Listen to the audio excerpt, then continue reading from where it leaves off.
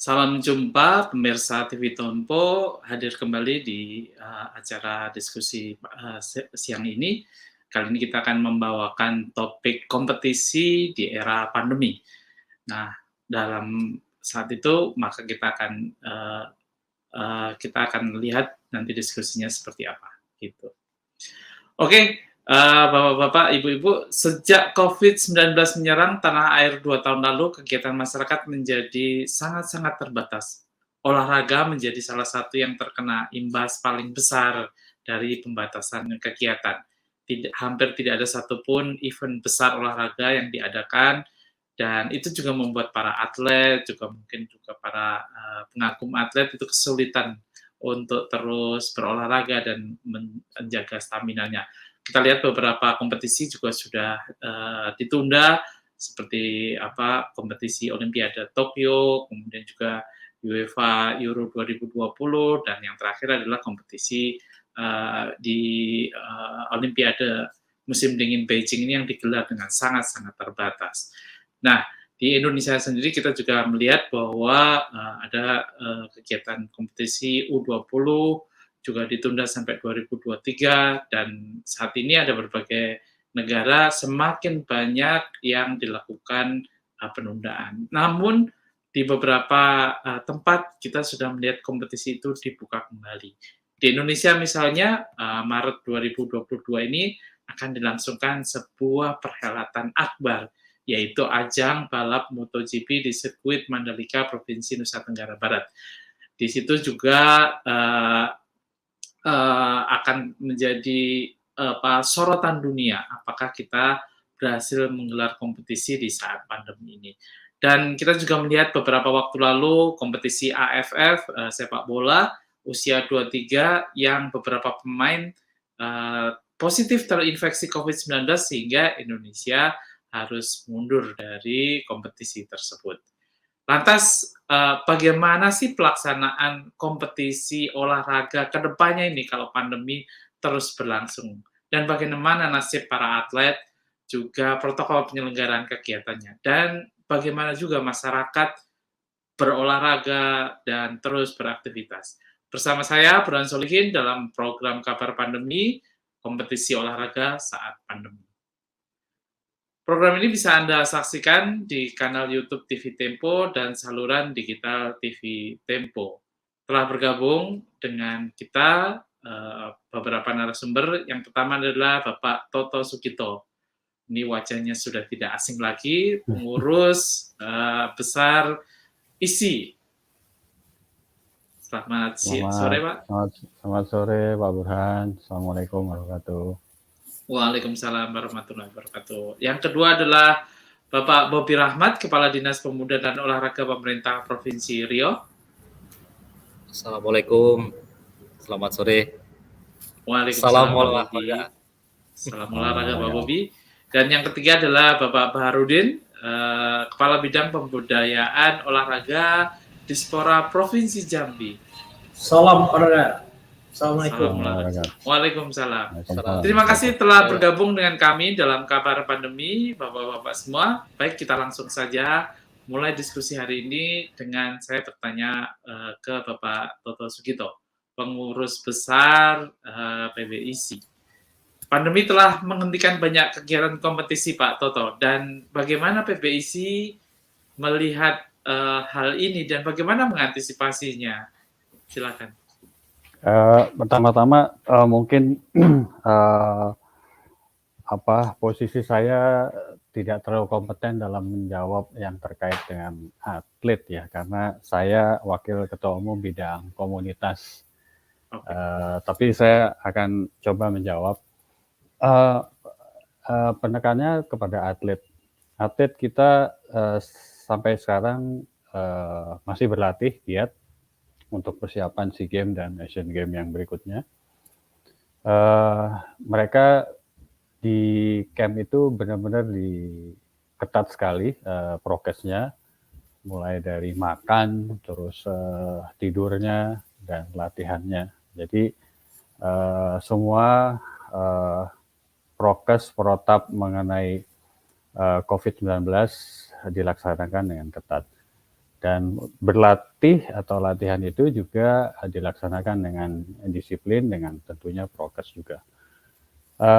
Terkait dengan event ini banyak yang diundur karena memang situasinya semakin kesini semakin sangat berdampak yang kurang baik kepada semua pihak, tidak hanya atlet, juga kepada semua masyarakat. Jadi tentunya ada peraturan-peraturan yang membolehkan seperti apa sih event yang boleh diselenggarakan, misalkan pengurangan dari peserta. Pengurangan dari peserta itu udah pasti karena semakin banyak tidak bisa dihindari adanya kerumunan ya. Jadi pesertanya dikurangi mungkin 50% sampai 60%. Kira-kira itu dulu dari saya, Pak Burhan. Terima kasih. Terima kasih, Pak Toto. Satu lagi, Pak Toto. Tadi kan kegiatan event-event katanya banyak yang diundur. Nah, ini juga berkaitan dengan event-event komunitas sepeda ini bagaimana nasibnya, Pak Toto? Ya. Di saat pandemi yang apalagi sekarang agak-agak lebih memuncak dibandingkan bulan-bulan sebelumnya. Kalau event resmi udah pasti juga diundur ya. Tapi event tidak resmi itu artinya ya seperti biasa, misalkan teman-teman komunitas sepeda road bike bersepeda tiap pagi. Nah, itu disiplin dari kita sendiri yang melakukannya. Jadi itu memang tidak bisa dihindari. Tapi yang kami sampaikan kepada teman-teman komunitas bahwa sepeda ya sepeda, setelah selesai udah jangan kumpul-kumpul gitu ya, tapi terus ya sudah selesai. Intinya kan bahwa kita kan harus tetap berolahraga, apapun itu ya, mau itu road bike ataupun MTB ataupun BMX ya. Intinya jangan sampai kita berkerumun dalam jarak yang terlalu dekat gitu. Jadi kalau di komunitas ya kami sesama klub atau komunitas sepeda saling mengingatkan untuk tidak melakukan kumpul gitu ya. Kalau di jalan ya sudah ya kita kan ada peleton, ada yang memang jarang itu jalan dengan disiplin berlalu lintas, itu yang penting karena kita itu harus juga bukan hanya concern terhadap pandemi, tapi juga keselamatan diri dan keselamatan orang lain, karena yang menggunakan jalan kan bukan kita pesepeda saja, tapi kan ada motor, mobil dan lain sebagainya. Dan kita tidak boleh membahayakan pihak lain. Itu penting sekali gitu ya. Jadi kita selalu kalau komunitas sepeda kalau berolahraga itu pagi sekali, start jam 5, selesai 6:30 itu udah kira-kira udah selesai semuanya, sehingga dari segi safety-nya buat kita dan buat kendaraan bermotor lebih baik. Kira-kira itu Pak Burhan. Apa ada anjuran khusus gitu Pak ya untuk selama pandemi ini komunitas-komunitas sepeda ini harus membatasi misalnya kira-kira maksimal jangan lebih dari berapa puluh orang misalnya kan gitu. Yang tadi kan misalnya anjuran untuk bersepeda lebih pagi ya, jam 5 sampai 6:30. Kalau peraturan resmi belum ada, Mas Burhan, karena kami hanya menghimbau ya. Saya sebagai yang diamanahkan untuk mewakili komunitas ya selalu mengingatkan kepada teman-teman supaya banyak nggak apa-apa, tapi nggak mungkin lah kalau lebih dari 30 tuh nggak mungkin. Dan setelah itu ya sudah selesai, jangan kumpul-kumpul. Kira-kira gitu, Mas. Oke, intinya jangan kumpul-kumpul dan tetap jaga keselamatan di jalan raya ya Pak. Iya, betul. Oke, terima kasih jawabannya Mas Toto. Saya akan beralih ke Pak Bobi Rahmat. Kepala Dinas Pemuda dan Olahraga Pemerintah Riau. Pak Bobi, nah Ya. kalau kita lihat ini kan beberapa waktu lalu di saat pandemi justru orang hype untuk berolahraga, baik lari, sepeda, ataupun kegiatan-kegiatan yang sifatnya outdoor. Nah, di Provinsi Riau sendiri bagaimana keadaannya? Apakah komunitas-komunitas olahraga itu tetap ramai, tetap hidup, atau bagaimana? Terima kasih Mas. Jadi kalau untuk di Provinsi Riau, jadi semenjak COVID melanda cukup parah di tahun 2020, ini semua event semuanya tertunda, bahkan ada yang batal. Tapi di 2021 berbagai event sudah mulai muncul, tapi memang sesuai dengan rekomendasi dari Satgas COVID di wilayah masing-masing sudah berjalan beberapa event, tapi memang sangat terbatas sekali. Contoh tadi seperti Pak Toto sampaikan, mungkin kalau di sepeda ini kan ada event resmi, ada komunitas.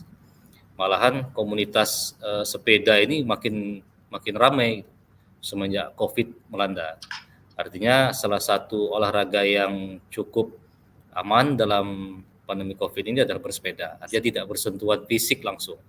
Dan itu juga menjadi suatu kebiasaan baru bagi masyarakat Riau, terutama yang ada di Kota Pekanbaru, Mas. Harga sepeda juga cukup melambung tinggi, dan juga sepedanya juga sulit dicari gitu, kalau tidak kita booking dari awal gitu. Terus juga ada seperti lari ya, berlari maraton itu juga sangat diminati oleh masyarakat. Tapi juga di 2021 di Riau ada beberapa event nasional yang dilaksanakan, terutama ada kemarin penyisian Liga 2 ya, PSSI itu dilaksanakan di Kota Pekanbaru. Alhamdulillah berjalan dengan baik, dan kita bahkan apresiasi kepada panitia yang sangat menerapkan prokesnya sangat ketat sekali. Artinya untuk bisa masuk ke dalam stadion saja kita harus pakai rapid antigen. Nah, jadi di swab semua baru bisa kita masuk. Itu ditandai dengan ada beberapa simbol, yaitu gelang yang ada di tangan.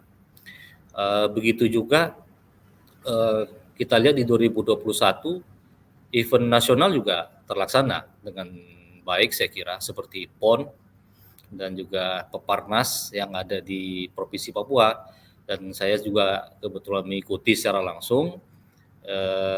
Ini bisa berjalan dengan baik dan lancar, tapi memang segala bentuk protokol kesehatannya harus kita lalui, termasuk kita datang pulang harus di swab ya, PCR. Alhamdulillah juga berjalan dengan baik dan lancar. Saya kira kalau untuk event-event yang secara resmi yang tadi disampaikan oleh Mas Toto, memang kondisinya memang banyak diundur, Mas. Jadi belum berani kita untuk secara berkerumun massa yang begitu besar, tapi kita sesuai dengan instruksi Menteri Dalam Negeri yang terakhir di tanggal 14 Februari 2022, di mana di Kota Pekanbaru ditetapkan PPKM level 3. Artinya ada pembatasan untuk event-event yang diselenggarakan. Tetapi 2022, sekali lagi kami sampaikan, kita juga sudah ada kemarin menggelar dukungan kepada penyelenggaraan DBL bola basket ya untuk para pelajar, dan alhamdulillah juga berjalan dengan baik dan lancar, sukses ya.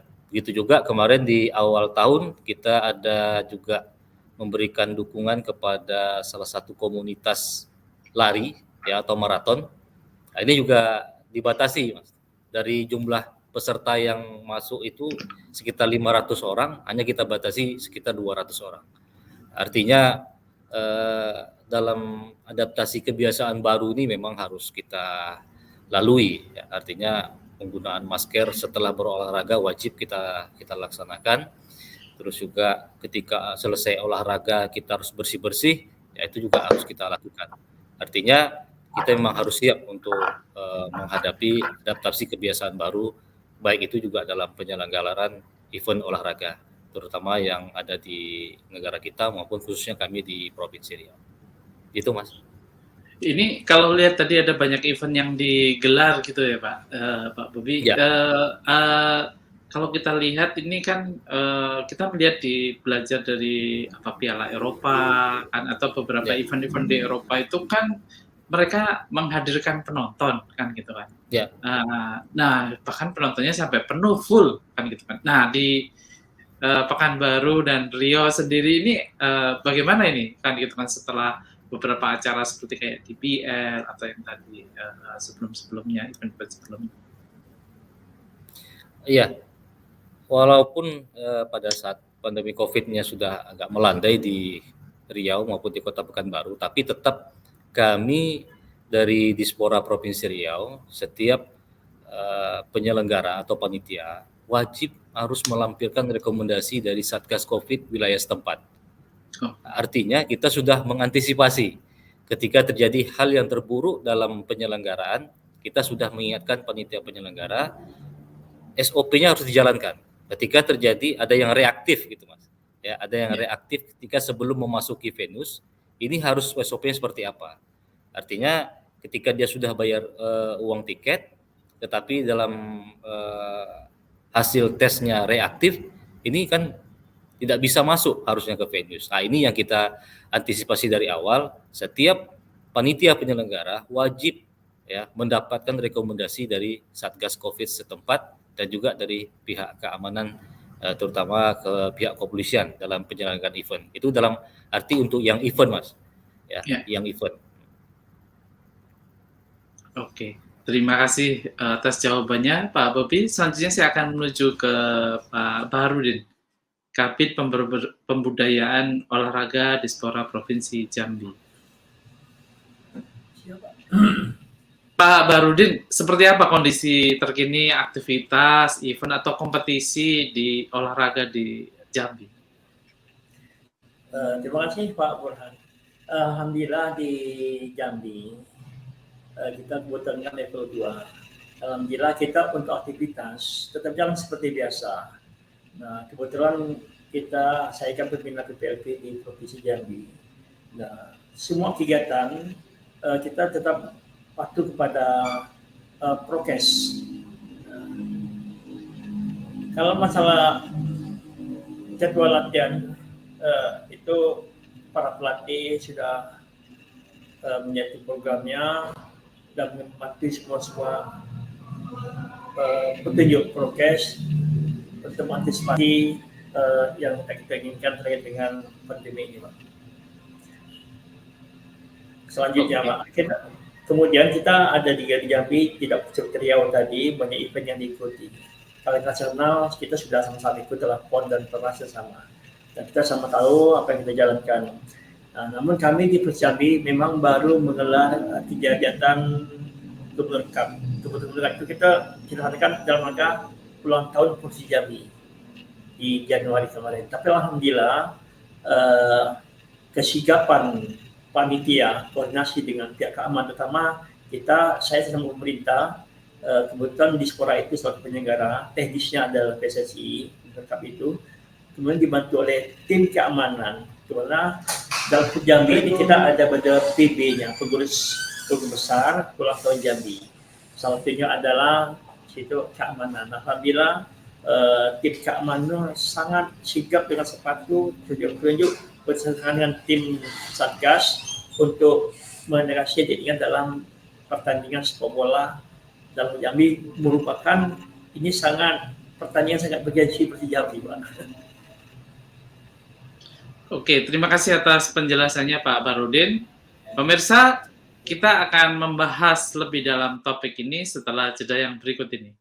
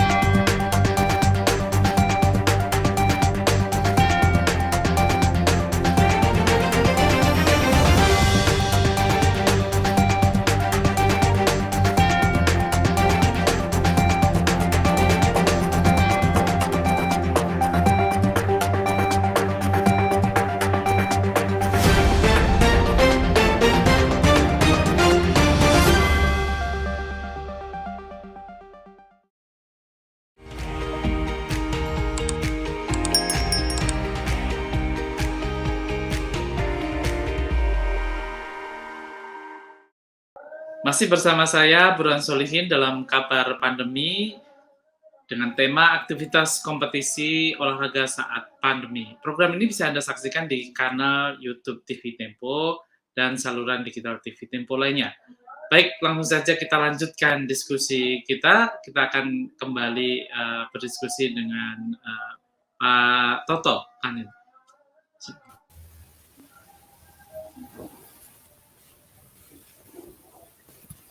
Pak Toto, ini kan kegiatan komunitas semakin tinggi ya kan gitu kan. Nah, ke depan apa yang bisa dilakukan komunitas-komunitas ini untuk tetap menggelar, kalau mereka ingin menggelar event, apakah dimungkinkan atau tidak, khususnya di olahraga bersepeda? Sebenarnya kalau event-event daerah itu bisa saja dilakukan, tapi intinya itu harus ada yang tadi Pak Bobi sampaikan. Memang sekarang selain izin kepolisian, harus ada izin dari Satgas. Jadi kalau tidak ada izin dari Satgas tidak akan bisa, dan itu semua persyaratannya Satgas yang menentukan. Nah, kalau polisi standar kan, kalau Satgas banyak teman-teman yang belum tahu. Nah, selama itu memenuhi syarat dari Satgas, event bisa diselenggarakan, tapi tentunya tidak seperti yang diharapkan. Artinya gini, kalau misalkan kemarin baru ada event internasional di Lombok, di Mandalika, itu namanya Letape, itu yang tadinya diharapkan berapa tuh 600 peserta, kenyataannya separuhnya, hampir lebih dari separuhnya. Jadi itu adalah sebenarnya saya yakin karena memang persyaratan karena kondisi pandemi gitu ya. Jadi ada beberapa event yang sampai sekarang masih diundur udah 2-3 kali diundur gitu ya. Itu kami pun ya sangat mengerti, maklumi, karena ya kita ngelihat sendiri tetangga, saudara kita, teman-teman kita sudah mulai terkena gitu. Even walaupun sudah divaksin, tapi tetap saja kena. Jadi kita harus ikut disiplin menjaga diri dan juga mengerti bila mana event itu diundur dengan kondisi yang lebih ketat tentunya.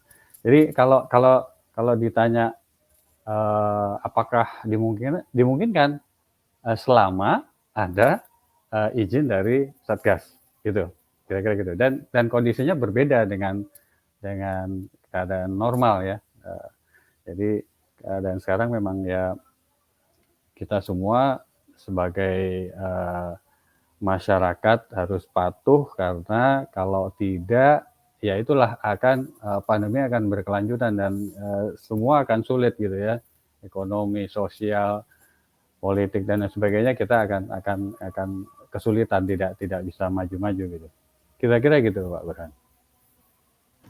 Kalau di tahun 2022 ini kira-kira event besar apa yang diharapkan digelar di tahun ini, terutama oleh ISI? Kalau kami ada tur Singkarak ya. Saya belum bisa katakan bulan apa. Juga ada kita dari komunitas, bidang komunitas itu akan membuat Grand Fondo ICF. ICF itu Indonesia Cycling Federation. Jadi sebenarnya kita mau bertransformasi dari PBIC menjadi Indonesia Cycling Federation, karena ya kita ingin lebih mendunia ya, ingin lebih profesional. Jadi namanya ICF Grand Fondo World Series. Atau kita akan bikin setahun ini, insya Allah kalau dimungkinkan tiga seri, yang mana harapannya di tahun depan, tahun 2023 akan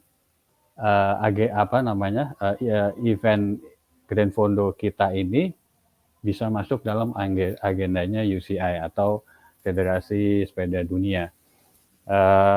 Itu kira-kira yang bisa saya sampaikan, Pak Burhan.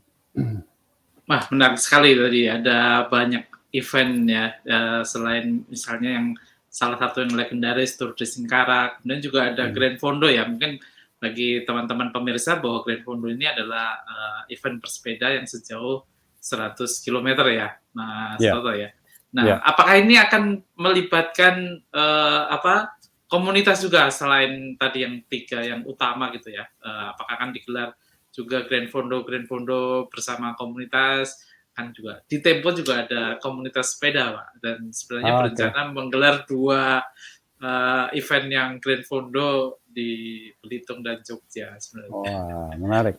Ya, tentunya karena memang itu eventnya komunitas, event yang digagas oleh komunitas di ICF, maka sebanyak-banyaknya kita melibatkan komunitas gitu loh. Karena begini, mungkin banyak orang yang tidak tahu betapa pentingnya komunitas bagi satu kegiatan, nggak hanya olahraga. Dalam hal ini kita bicara olahraga. Kalau komunitas di seluruh daerah, seluruh kota di Indonesia diberdayakan, maka pengurus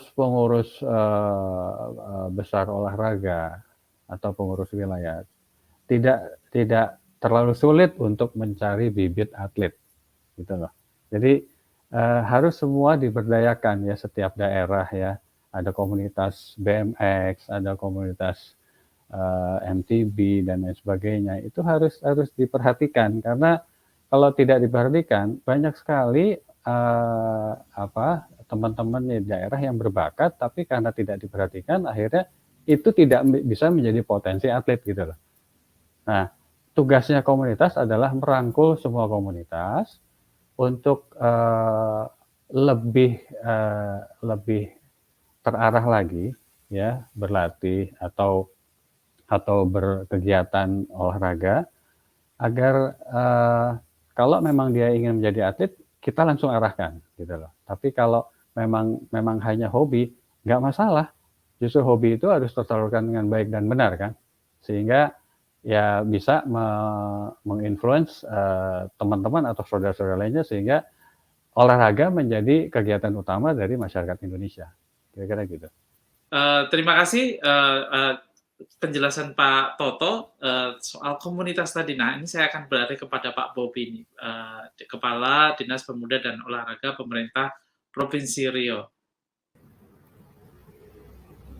Nah, Pak Bobi, apa yang dilakukan oleh pemerintah Riau untuk mengaktifkan masyarakat dan komunitas? Baik, untuk mengaktifkan masyarakat untuk giat berolahraga, ya tentunya kita kaitkan dengan bagaimana menjaga imunitas di tengah pandemi ini, Mas Burhan. Artinya dengan giat bergerak ya dan berolahraga tentunya bisa menambah imunitas tubuh bagi kita. Nah, tadi saya sampaikan pada saat pandemi COVID yang cukup parah di 2020 dan 2021, itu salah satunya olahraga yang sangat digemari adalah bersepeda. Ya, jadi bersepeda baik itu di Pekanbaru atau di Riau ini banyak sekali kegiatan komunitas, baik itu MTB, ya, terus juga ada Seli juga sepeda lipat, dan juga ada bike. Nah, begitu juga dengan berjalan kaki maupun juga dengan maraton. Ya, jadi artinya berolahraga ini juga menjadi suatu kewajiban bagi saya, bagi kita semua, ya terutama masyarakat. Dengan cara menggiatkannya adalah dengan berkampanye, salah satunya selain untuk pencegahan COVID, yaitu juga dengan berolahraga bisa meningkatkan imunitas kita semua. Jadi artinya kalau kita tidak bergerak dan berolahraga, saya kira sangat rugi sekali di tengah-tengah pandemi COVID ini. Ya, karena salah satunya adalah untuk meningkatkan imunitas yang ada di kita. Dan itu sudah kita kampanyekan, kita gelorakan juga dengan petugas kesehatan maupun juga dengan para atlet ya, terutama atlet binaan, terutama di kita di Dispora ini ada pembinaan atlet usia dini maupun juga atlet prestasi ya yang seperti di KONI. Itu sudah selalu sampaikan. Mari kita mengajak masyarakat untuk olahraga agar imunitasnya terus terjaga dengan baik. Oke, terima kasih Pak Bobi atas jawabannya. Selanjutnya saya akan bertanya ke Pak Baharudin, Kabid Pembudayaan Olahraga Dispora Provinsi Jambi. Nah, tadi soal pembinaan, soal meningkatkan imunitas nih. Nah, Kota Jambi sendiri kan terkenal dengan memiliki 8 spot olahraga favorit nih. Nah, bagaimana nih di saat pandemi yang seperti sekarang ini? Apakah makin rame atau makin sepi atau bagaimana, Pak? Terima kasih Pak. Kita untuk pembinaan olahraga, baik itu prestasi dari usia dini sampai prestasi tadi, kita tetap jalan seperti biasa. Nah, cuman kita hanya menekankan kepada para cabur, ya, para cabur agar tetap patuh pada prokes. Karena kalau kita stop atau ada continue kita lakukan pembinaan atau latihan itu kan kita akan bisa menurunkan daya saing kita atau daya kompetisi kita untuk menjadi prestasi. Nah, kita juga tadi untuk teman-teman komunitas juga, karena kita ini ya sesuai dengan kebun tadi kan ada muncul lagi baru namanya kebun. Nah, kita cepat menyebar informasi kepada teman-teman seluruh pelaku olahraga, baik itu dari komunitas, melalui KORMI, melalui organisasi KONI. Nah, kita semua mengimbau supaya kita tetap berolahraga tetap seperti biasa. Jangan kita mengingatkan kita harus patuh pada prokes. Karena kalau kita mengabaikan prokes, kita akan jadi masalah. Tapi alhamdulillah para penggiat olahraga Jambi juga ya alhamdulillah itu sebagian besar sudah memahami itu. Ya seperti biasa aja, tetap berjalan kompetisi ya, memang kompetisi yang besar-besar nggak ada, tapi yang untuk lokal tetap berjalan, tapi tetap mengacu pada prokes itu. Kuncinya kita patuh prokes, kemudian kita harus patuh juga himbauan atau petunjuk daripada pihak kami. Oke, terima kasih atas jawabannya Mbak Baharudin. Selanjutnya kita akan jeda setelah yang berikut ini.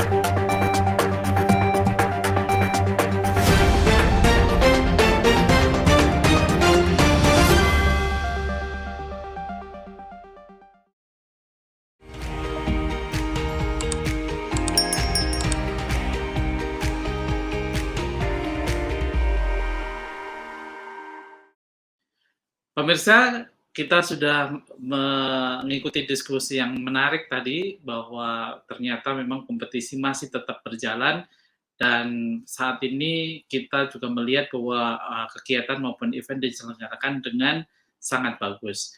Nah, untuk penutup acara ini saya ingin meminta dari narasumber pernyataan penutup. Kita mulai dari Pak Toto, silakan. Untuk sahabat teman-teman semua seluruh Indonesia, mari kita tetap menjaga kesehatan kita dengan berolahraga, apakah sepeda, apakah jalan kaki, apakah berenang dan lain sebagainya. Tapi dengan tidak boleh mengabaikan protokol kesehatan, karena kalau itu tidak kita lakukan dengan disiplin, maka akan berkepanjangan. Ini baru Omikron, nanti mungkin ada varian yang lainnya, kita nggak tahu. Yang pasti kita harus menjaga stamina tubuh kita untuk tetap baik, yaitu ya dengan berolahraga dan tetap fokus, menghindari kerumunan dan makan yang sehat. Kira-kira itu dari saya. Terima kasih. Terima kasih Pak Toto. Selanjutnya saya meminta Pak Bobby dari Provinsi Riau. Silakan. Baik, terima kasih sekali lagi. Harapan kita bersama pandemi COVID ini bisa segera berakhir ya, dan caranya adalah dimulai dari diri kita sendiri. Ya, bagaimana kita bisa menjaga disiplin protokol kesehatan, ya, menggunakan masker yang benar, ya, dan juga tentunya menyempatkan diri kita untuk berolahraga setiap hari, ya, paling lama lah 30 menit atau 1 jam saya kira cukup. Apalagi kalau untuk yang atlet saya kira sudah jelas itu akan menjadi kewajiban untuk pembinaan mereka untuk mengikuti event-event yang ada. Begitu juga makan yang bergizi untuk menunjang ya tenaga maupun stamina kita dalam menjalankan aktivitas sehari-hari. Dan juga kita berharap sekali lagi dunia olahraga bisa bangkit kembali melalui event-event yang kita selenggarakan, baik di tingkat lokal, regional, nasional, bahkan juga kita bisa mengikuti event-event di tingkat internasional. Sekali lagi terima kasih, salam sehat, dan salam olahraga. Terima kasih. Selanjutnya saya menuju ke Pak Baharudin dari Provinsi Jambi. Silakan Pak. Terima kasih. Selamat sore kawan-kawan kita semua. Saya mengajak kepada seluruh masyarakat Indonesia, tentunya pecinta olahraga, mari kita jaga imun kita supaya kita sehat dengan berolahraga rutin. Dengan catatan kita harus patuhi protokol kesehatan. Dengarkan petunjuk daripada pemerintah keamanan terkait dengan keselamatan kita berolahraga. Karena tanpa kita mengikuti protokol kesehatan dan mematuhi imbauan atau imbauan yang dilarang oleh pemerintah bukan keamanan, itu tidak akan menjadi kita sehat. Yang tentu pada kita tetap olahraga sehat, yang penting patuhi protokol kesehatan. Akhirnya itu, terima kasih, salam olahraga. Jaya. Terima kasih. Jaya. Kami mengucapkan terima kasih kepada para narasumber yang sudah bergabung bersama kami di Kabar Pandemi kali ini. Terima kasih atas waktu dan sharingnya. Semoga diskusi tadi bermanfaat bagi kita semua, membuat semangat para atlet untuk terus berkarya, menorehkan prestasi dan juga komunitas untuk terus bergerak. Sampai di sini kami temani Anda semua dalam Kabar Pandemi. Akhir kata saya Burhan Solihin beserta seluruh kerabat kru yang bertugas pamit mundur. Sampai jumpa. Sampai jumpa. Assalamualaikum. Sampai jumpa. Waalaikumsalam.